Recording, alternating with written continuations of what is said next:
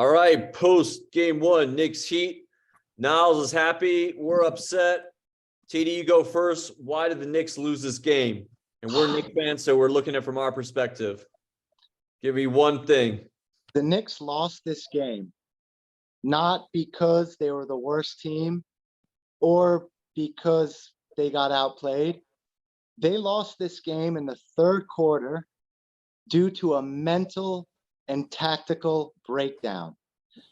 They laid the template out at the beginning of the game that they established the advantage, that they were the bigger team and that they could dominate the paint, and that all the Heat had was jacking up threes, and it was working beautifully. No one could stop Brunson.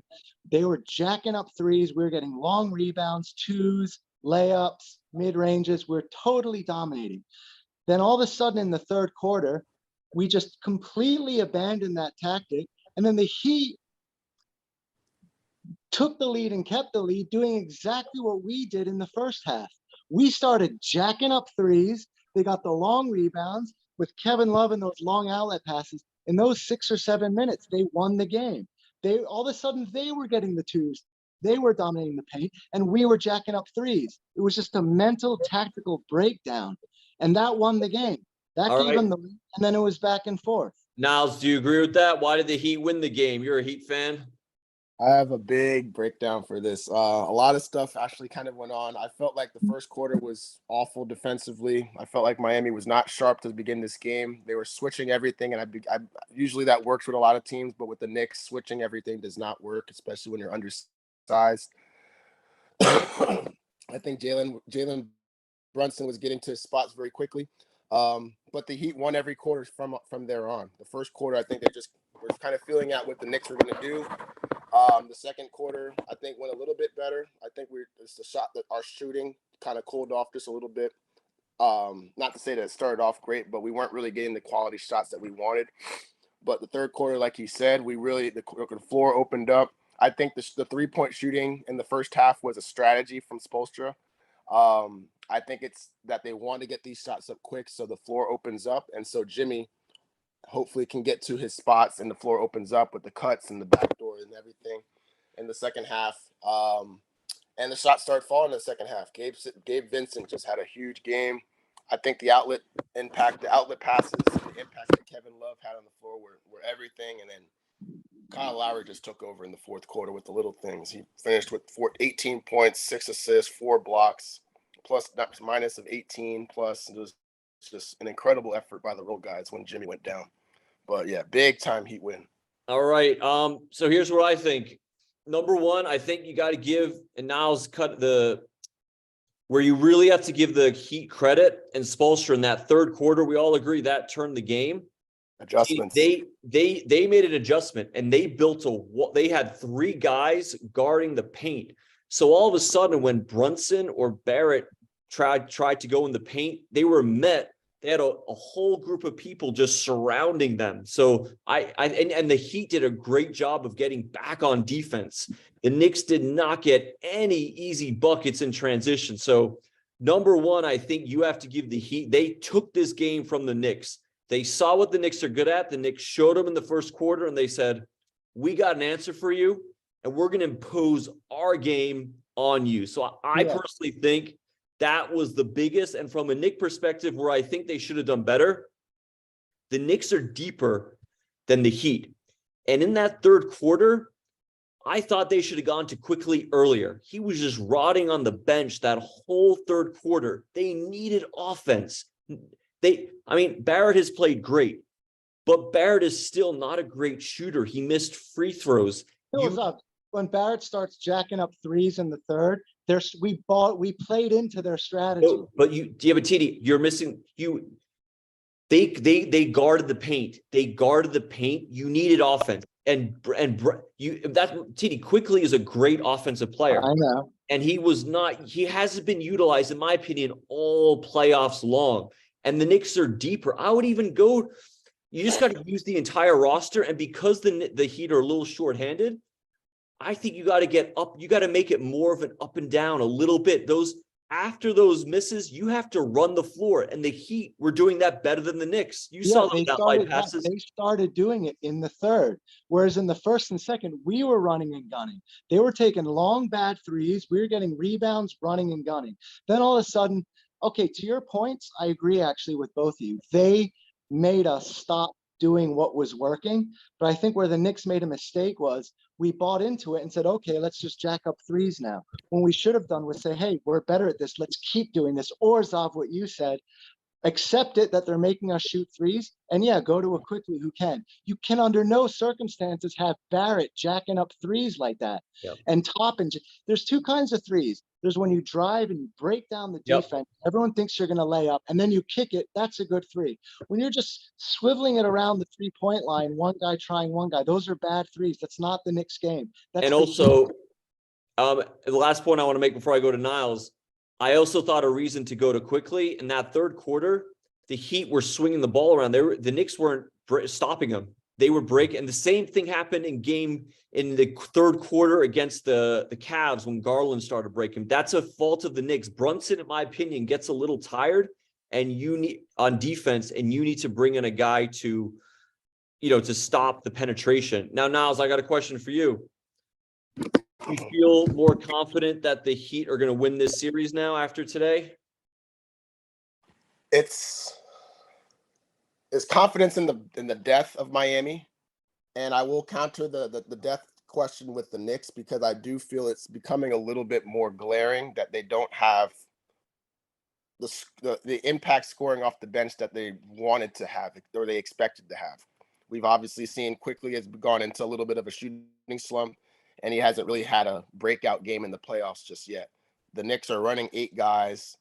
Jericho Sims is done for the year. I would pay a little bit of attention to that Mitchell Robinson hit. I think he's fine, but the hit that he took Kyle Lowry to that hip is a little bit worrisome. I think he played it off fine, like again. But in terms with Miami, I'm a little bit concerned about the health of that ankle, because we saw the same type of role that he got he'll on be that fine. play. Jimmy Butler Very will be similar fine. to what that ran. Yeah, Dude, but he didn't look fine. He'll be back, no problem. He was walking fine right after it. He came back in the game. Butler, I wouldn't worry at all about him. So he didn't look nearly the same when he came back in that game, though. So and I worry about with ankle injuries, it's the days after that ankle. True. And once you finally get down is when it really swells up. And that's why Randall missed this game, because it swelled up. He couldn't play on it. It's too stiff. And you saw how Jimmy was playing around the end of the game. He had an air ball. We had no lift on his jump shot. Couldn't defend anybody, and he was standing in the corner for the rest of the game. But you got in this series, Niles? I'm going with Miami all the way. All right. Going with Miami on this one. I just wanted to touch on a few things if we have some time. Just a few more little things that I noticed on Miami's side that I think changed the tide of the game in the second half. Let's hear it. I just want to start with the timeout use. When it comes to coaching, I feel like with the timeout usage, you need to know how many timeouts you have left going into each quarter. And I think Tibbs completely wasted his timeouts, because you have a lead, and to have 2 timeouts remaining with less than about 5 minutes left in the third quarter, that's big. That's a big problem right there. And I felt like the Knicks got a little tired towards the end of the game. Obviously, they couldn't hit a shot they couldn't shoot from that. They couldn't hit the side of the barn. Let's just be fair. They shot horribly from 3. But, I mean, they weren't getting baskets inside because of the zones and the traps and the loading in the paint that Miami did. That was their adjustment at halftime. And that's a note to Spoelstra in his adjustments. But the points in the paint went down substantially. 100%. But now, to that point, and I agree with you, the Knicks couldn't hit a 3. But the Heat couldn't hit it. But, dude, the Heat couldn't hit a 3 either at the beginning. So here's my conclusion. Doesn't matter about the beginning. The 3-point reliance on the 3 is not the way to gain an advantage in this series. Both times the lead was taken and stretched out is when teams were running and getting easy 2s. So yeah, the Knicks missed their 3s, but so did the Heat. This is why I think the Knicks have 9 Heat free throws that they missed at the end of the game are the difference maker in this game. Oh no, that's the Knicks. Yes. Yeah, RJ was missing his 3s. They were not missing his free throws. Yep, they were not. And what I'll give the Heat, this is a stat I heard all season. They led the league in like 2-point games or 1-point games. This team Yes. does not get killed off. They just hang around and hang around and hang around. That is what they do. Yep. It's not even that to that point. It's the fact that they're so comfortable in these games. You saw the shots Gabe Vincent was taking all game long. Do we know Gabe Vincent as a star point guard? No. Do we know him as a scoring point guard? No, but he's been getting coached. Kyle Lowry's mentorship was something they were talking about in the game. And I think that really stands out. Like they were talking about just like reading pick and rolls or just being aggressive with your shot. Gabe Vincent came into the league as a 3-point shooter, but most guys know him as a defender now.